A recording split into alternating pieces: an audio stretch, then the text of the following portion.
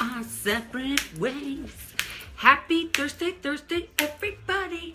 Happy Thursday. How is everybody tonight? All right, tonight I'm going to do a little cheating thing because I think, if any of you read, tonight I'm going to tell you my story.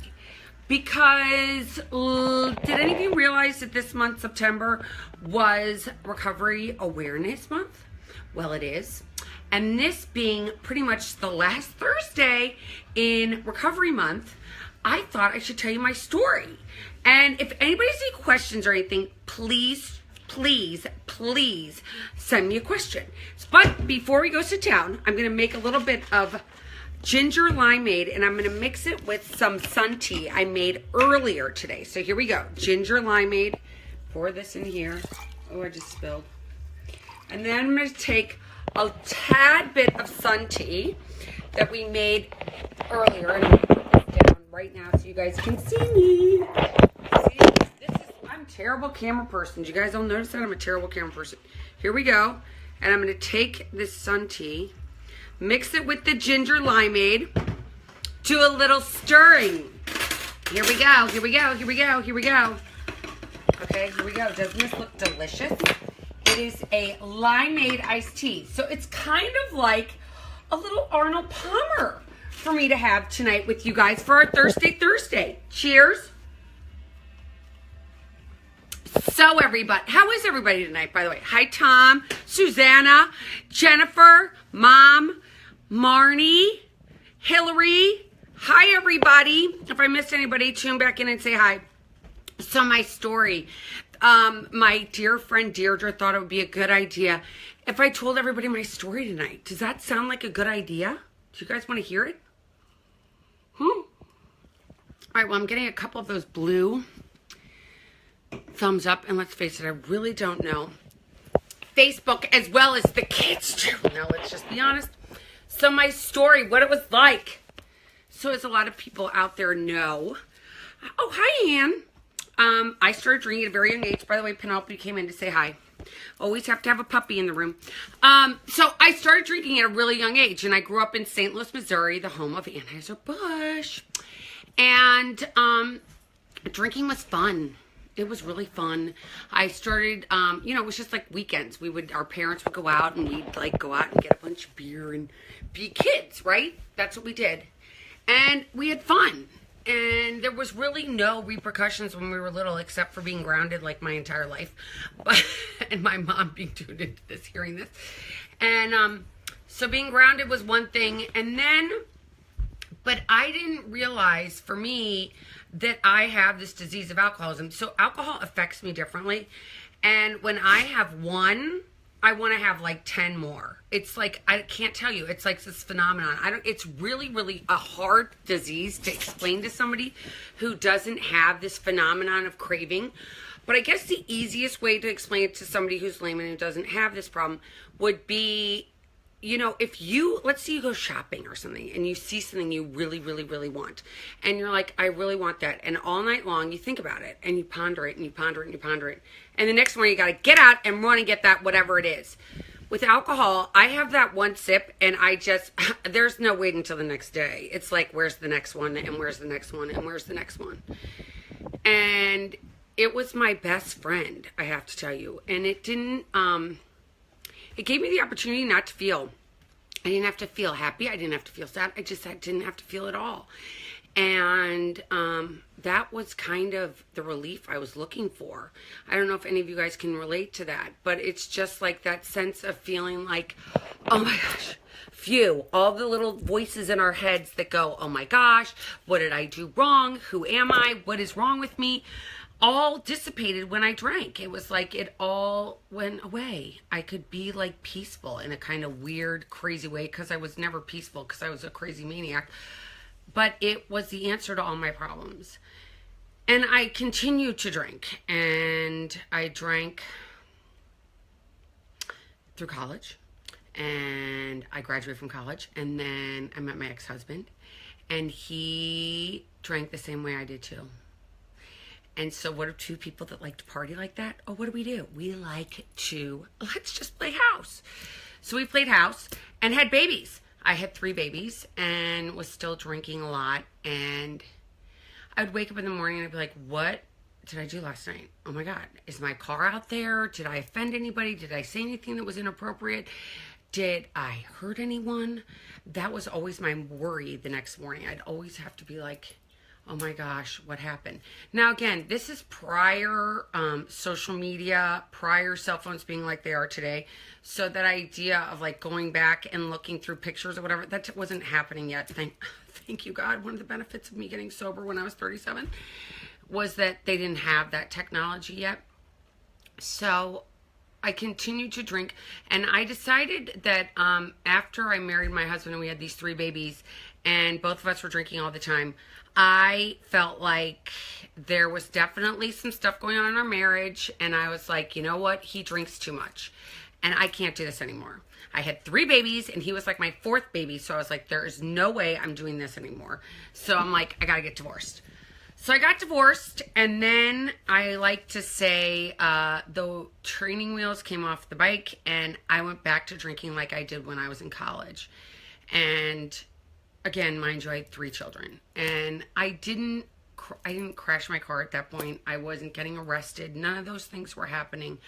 But I would go out, and I'd be the last person at the party, or I'd be the last person at the bar, and loved ones would say to me, oh my gosh, you drink too much, you're drinking too much, you're drinking too much. And I'd be like, oh, really? I don't know. I'm going to try. I'll try.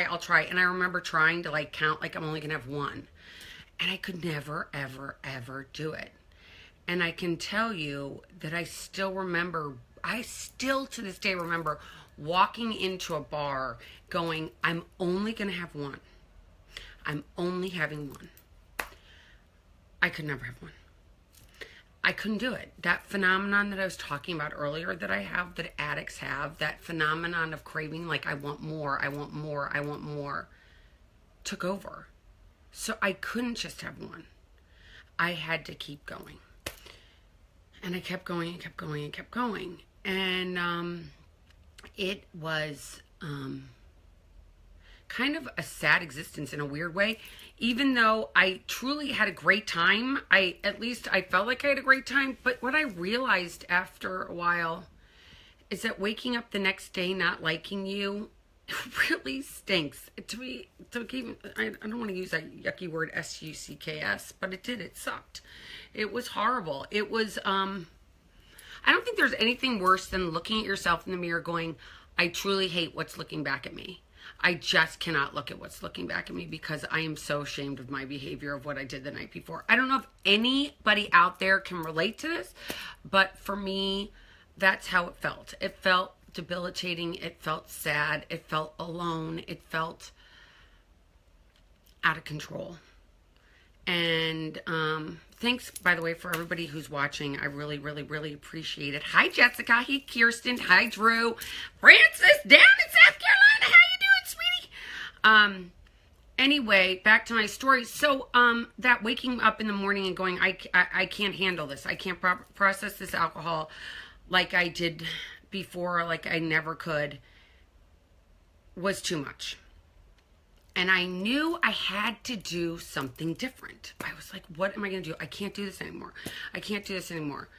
And my sister, I don't want to really get into too many personal things here, but I will just say this. I had one last major hurrah. And I had 1 high heel on and 1 high heel off, which was one of my personal favorite things to do. Not to mention get on stage with the band and sing. Because, you know, I am a rock star. And I sang and sang and sang at this event. And somebody came up to me the next day and said, you know, I think you have a drinking problem. Now, this happened to be an attractive man. And I was like, oh my God, I can't believe that guy just said that to me. How would you have the audacity to tell me that I have a drinking problem? Of course, I did have a Bloody Mary or mimosa in my hand. I can't remember which.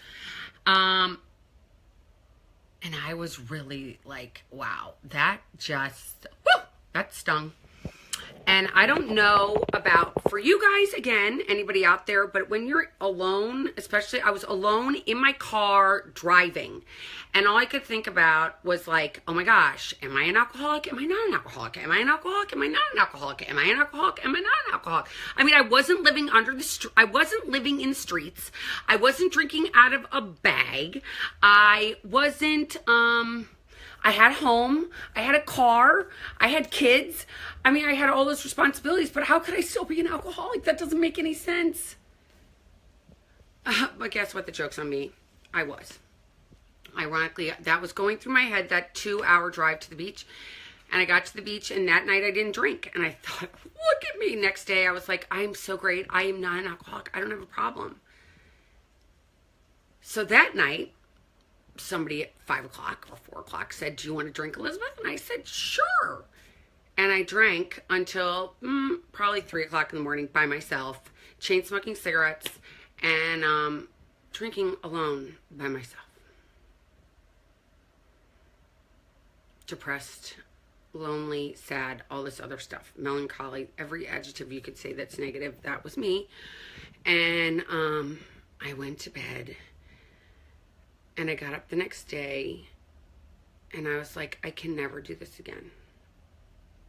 I can't do this again. And I went on a run. Now, all those, again, who know me do know that I do not run unless somebody's chasing me.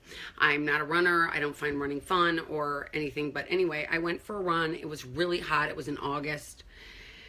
And I fell to my knees, and I said, God, please help me. I don't want to do this anymore. I don't want to do this anymore.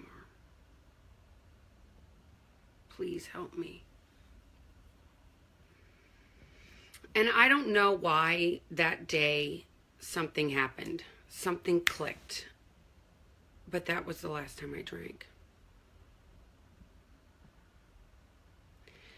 I haven't had to hurt from alcohol since that day. Since August 14th, 2006, that was it. I haven't had to have 1 ounce of pain, personally, to me, myself, from drinking ever again. Isn't that nice? And cheers to that in my mocktail. My ginger and lime iced tea Arnold Palmer that I drink now. And I have to tell you, it's really good. And look, I still have a pretty glass. But that day, for whatever reason, was my last day I've had a drink. And that was almost 11 and a half years ago. And life today is, just say, beyond anything I could have ever expected. You know, I always thought that like having the right house and the right car and the right outfit and the right husband and the right schools for my kids was going to make me like, okay. The joke was on me. That stuff never really made me okay.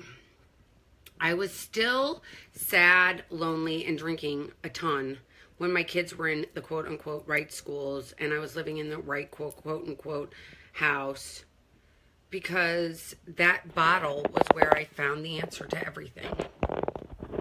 Everything. All my answers went to there. It was like, oh, I'll just have a glass of wine. And unfortunately, again, as I mentioned, having 1 glass of wine leads to 2 glasses of wine, leads to 47 glasses of wine. So I stopped that day, and I've never looked back. It's kind of crazy. I took hold of this. I took myself out of society as a whole pretty much for a year and figured out who I was. I was like, who am I? What do I really like to do? Because let's face it, I didn't really like to do anything but go to a cocktail party or go to a ball or go to a whatever. Go to a bar, go to dinner, drink. That was all my things of like what I was going to do to have fun. And that was not where I was going to find fun anymore. So what was I going to do to have fun again? Oh my gosh. Look at you. Are you celebrating with me, Lizzie? Cheers to you. I've got to get my drink again. Cheers to you, Lizzie. Hi Deirdre. Hi Tori. Hi Merwin. So how I have fun today is, I get real with me. I am really, it's really, you know, it's kind of interesting. Somebody was over the other day, a dear friends of ours, and they said, you know, why is it that some people get sober and some people don't? And not to toot my horn or toot anybody else out there that's sober's horn or anything, but it takes a lot of chutzpah. It takes a lot of self-awareness. It takes a lot of the ability to be able to look at yourself and say, you know what, this isn't working for me and I can't do it anymore. It takes a lot of that ability of being able to say, you know what, everybody else can do it, but I can't. And it doesn't work for me. And if you don't like that it doesn't work for me, that's your problem, pretty much. Because let's face it, I was the one that was killing me. Nobody else was. And I know it's a big part of society today is drinking. I know kids do it. I know it's everywhere. And drugs are everywhere. And painkillers are everywhere. Oh, Diane, good to see you. Cheers to you. I'm glad you made it through Irma and Maria. Oh, my gosh. Anyway, you know, getting sober has given me this ability to be able to go out and tell people, you know, since the beginning, I've told people that I was sober when I got sober because, let's face it, pretty much everybody knew I was drunk because I'd fall down and be obnoxious. And today, I was so happy just to tell everybody, guess what? That's not me anymore. I put that stuff down. I really like me now. I don't pretend to like me. I like me because you know what? I don't embarrass myself. Well, I kind of embarrass myself on here, let's face it. But I don't embarrass myself by trying to hurt anybody else or trying to make anybody else feel less than. Or my big thing is it's really important to me not to judge others, but to show others that you can do it too. It's hard. It is hard, especially when you don't like yourself and you've had a long day and you're like, oh my gosh, all I want to do is have a drink. And, you know, and then you're like, oh my gosh, I know I can't. So what do? You have a little mocktail like I make. And know that you can like yourself. Because if you like yourself, everybody will like you. If you don't like yourself, people can tell. People knew that I was kind of like a fake, I think maybe, and a facade. And today I feel like I'm my authentic person that I was always supposed to be. Prior to drinking. Drinking made me into somebody that I was like, I understand walking into parties. It was hard. Like nobody likes to walk into a party where you don't know anybody and everybody has those drinks and everybody's like, oh yeah. And I was like, I didn't always feel comfortable in those. And what did the drinking do? Unfortunately for me, I have one and I have 47, as I mentioned. I can't just do that. So I have to be comfortable in my skin before I go anywhere. I can't go out and get myself into situations where I know I'm going to feel uncomfortable. I know that if I'm drinking something like a mocktail, I'm holding a pretty glass, I can be me. Because for the first time in my life, I like me. Isn't that crazy? Yeah, I like me. And it took me to getting 37 years old to like me. And I know that this is hard. Hard stuff. It's not easy. It is not easy to change. I mean, look at all the books that are out there for self-help and how we can change and what we can do. But I want people to know that if you have a problem with alcohol, drugs, pills, weed, whatever it is, know that you're not alone. You can reach out for help. There's people there that can help you all over the place. And if you want to write me or call me and say, you know what, how do you do this each day? I'll give you a little 411 on how it works for me. But I know that drinking isn't the answer, especially if you have this disease of addiction. You too can live in recovery. It's fun. I promise you it's fun. I don't get myself into situations where I'm like, holy shit, how did I get here? That doesn't happen anymore. I pretty much am aware of where I'm going and what I'm doing and who I'm with. And I definitely try not to hurt anybody I'm with by what I'm saying or what I'm doing, by falling, by getting the way I drank. I mean, I couldn't even talk. You know, I'd fall down. just the craziness. I haven't fallen in a while because let's face it, I haven't been drunk in a really long time. And Jessica, thank you. You're so sweet. Thank you for calling me brave. I don't know how brave I am. I just know that I hate hearing people that are battling this disease and feel like they have no way out. There's a way out. There is a way out. And you don't have to be alone doing this. I promise you. I know. I didn't think that an alcoholic would be somebody that could actually have fun again. I was so scared. I have to tell you, it was the scariest thing I ever did was raise my hand and say I was an alcoholic. I remember doing that, and that was probably the scariest thing, but also the most freeing thing. Because guess what? The gig was up.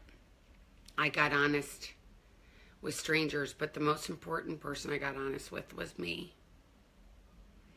So that's why I'm out there doing this busy living sober. Because busy living sober is really all about being okay with us. It doesn't matter what anybody else thinks about us. It's how we think about us. How do you feel when you look in the mirror? I want you to like you. I can tell you, I've always been there for my kids now. My kids never had to be like, oh my gosh, where's my mom? No, mom was home. And it's hard sometimes dealing with kids that are drinking, but I'm not going to get into that today because this is about my story. So my life today is, again, beyond my wildest dreams. Oh, Deirdre, thank you for supporting me, and thank you for all that you do for Busy Living Sober. Deirdre is like the best. She's our marketing gal, and she makes sure all these fun stories get out to you guys every day. And, oh, thank you, Francis, thank you. You guys, it's just, I don't want anybody to feel alone, and you too can live a life in recovery and have fun and be successful and have friends and have a life that's just amazing. I promise. It takes time. It's not easy. And whoever told you, thank God my mother told me since I was a very little girl. I remember going to my mom when I was very young and I'd be like, Mom, oh my gosh, it's going out and doing this. My mom looked at me and she's like, well, Elizabeth, life isn't fair and you're going to have to get over it. And she was right. Life isn't fair. But you know what? It is beyond my wildest dreams when I'm alive and present and can make decisions for myself that aren't based on drinking or drugs or anything of that matter. I'm clean and sober. I am proud of that. If you are out there, again, please reach out and know that you're not alone. Okay, everybody? That's it for this week's Thursday. I got a little deep, don't you think? And hey, Petey. Oh my God, I haven't seen you in a coon's age, brother. Anyway, again, everybody, keep getting busy living sober. If you have any problems, anything, reach out, please, and know I'm here. I will reach back out to you. I'm at Busy Living Sober, and you can go to my website at busylivingsober.com and see all the stories. And I do podcasts every week. And if anybody has any anything that they want to reach out and say hi, or anybody wants to come on or has an idea, please share it. We are open. We are open and willing to do anything new. Oh my gosh, Hillary. You guys, it's been real, and I will talk to you all sooner than later. Christy, oh my gosh, I haven't seen you in forever too, but you look gorgeous. You and Matt, I can't believe how many years you've been together. Congratulations. So, until next week, keep getting busy, living sober. Bye, everybody. Take care.